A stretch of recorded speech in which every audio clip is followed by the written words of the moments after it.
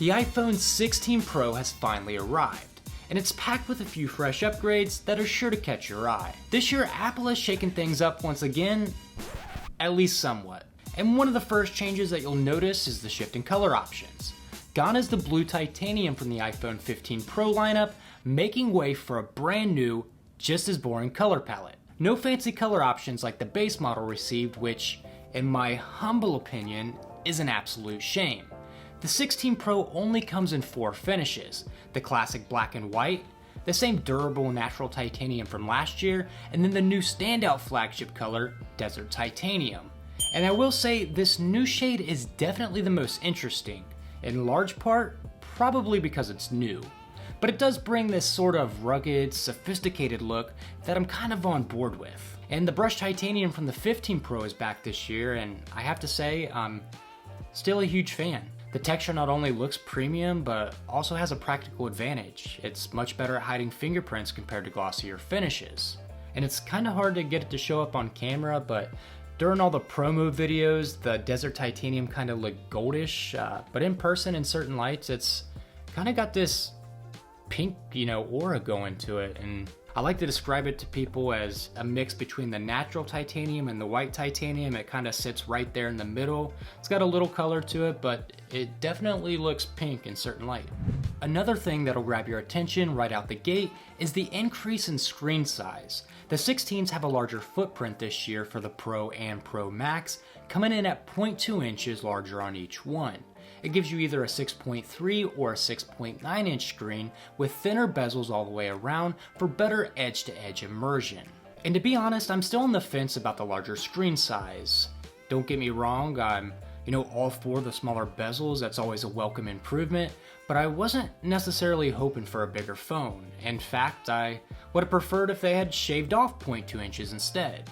I've always been a fan of more compact devices, and what's even more frustrating though is that with these new dimensions, and another feature that we'll dive into shortly, is now I have to replace all my phone cases. And if you've been keeping track, that now makes 2 years in a row. And aside from those annoying details though, the phone still manages to feel great in the hand, even with the additional 22 grams of weight it picked up.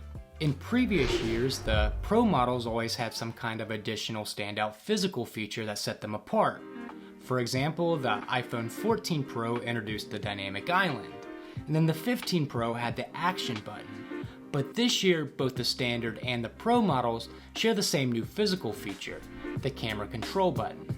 And this seems like the perfect moment to jump into that for a bit. Positioned just below the lock button, this touch-sensitive addition is designed for convenience, and it's really come in handy when taking horizontal photos and videos. Apple has placed it in this intuitive spot, making it easier than ever to capture moments without fumbling around for controls. And it's a small change, but one that adds a lot of practicality, especially for those who love shooting content on the go. And I have to say, I'm kind of enjoying it so far. And that's coming from someone who uses their camera on their iPhone almost exclusively. I get excited at the fact that Apple is choosing to invest in their cameras, and I feel like this feature has a lot of potential. It has this taptic engine behind it, and the vibration motor gives you the sense that you're actually pressing a real button. And supposedly this whole piece here is covered in sapphire, just like the face of your Apple Watch. Let me show you a few things that you can do with the new camera control. A normal press works just like a traditional shutter button, instantly snapping a photo. And if you long press, you can quickly start recording a video without having to change modes. To access settings, a quick press or this half ghost press will bring up additional options, and you can then slide back and forth to adjust key settings like zoom, switching between different lenses, and even tweak exposure, all from this one intuitive control.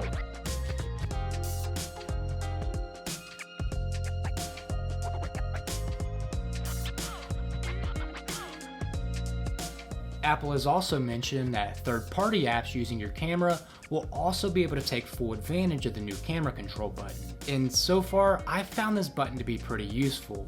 but keep in mind that that is coming from someone who shoots a lot of horizontal video with their iPhone. And in this orientation, the button is perfectly placed, mimicking, the feel of a dedicated camera shutter. However though, in vertical mode, it feels a bit less helpful in my opinion. You end up using your thumb instead of your finger, which can feel a little bit awkward at first and even put you in a compromised position to possibly drop your phone. And like with any new feature, there's a lot of excitement at first, but only time will tell if it, proves useful in the long run after that, newness fades away.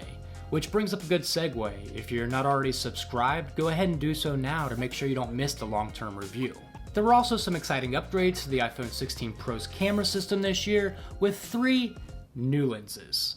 The main camera still features a 48 megapixel lens, which continues to deliver the same detail and clarity, but the big change comes with the ultra-wide camera, which has jumped from 12 megapixels all the way to 48. This is a pretty significant upgrade in my view, which allows for much sharper and more detailed wide-angle macro shots, especially in low-light conditions. Another change that I was happy to hear is that the smaller 6.3-inch Pro model that I have here with me comes equipped with the 5x telephoto lens, which was previously exclusive to the larger Pro Max. This means you no longer have to make the tough decision to choose between size or zoom capability. You can now enjoy it on both Pro models. And then on the software side of things for the cameras, there was a pretty significant announcement for cinematic filming that brings 4K 120 frames per second to the 16 Pro. And this creates some pretty awesome ultra smooth slow motion clips. This upgrade is a game changer for anyone looking to add dramatic flair to their videos, whether it's action shots, nature scenes, or creative transitions. The level of clarity and fluidity you get with 120 FPS at 4K resolution really opens up a new realm of possibilities for content creators. Then the new chip this year is the A18 Pro, but with rapid advancements all the time, you might be wondering, how good is it? Well, according to Apple, this is their most powerful chip yet. But they do say this every year. It does feature a new 16-core neural engine with a 17% increase in memory bandwidth, and an all-new 6-core GPU designed to enhance graphics performance. Now, I'm not really a big mobile gamer myself, but after testing it out, I was surprised by how smooth and responsive it was. The performance felt noticeably better than expected. Here are the benchmark results.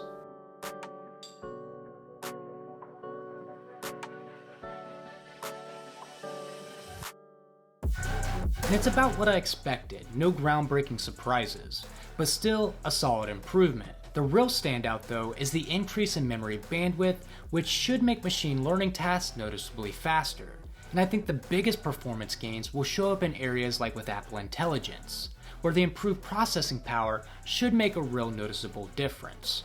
One of the most significant improvements with the new chip that'll have the biggest impact across all iPhone users is the increase in battery life.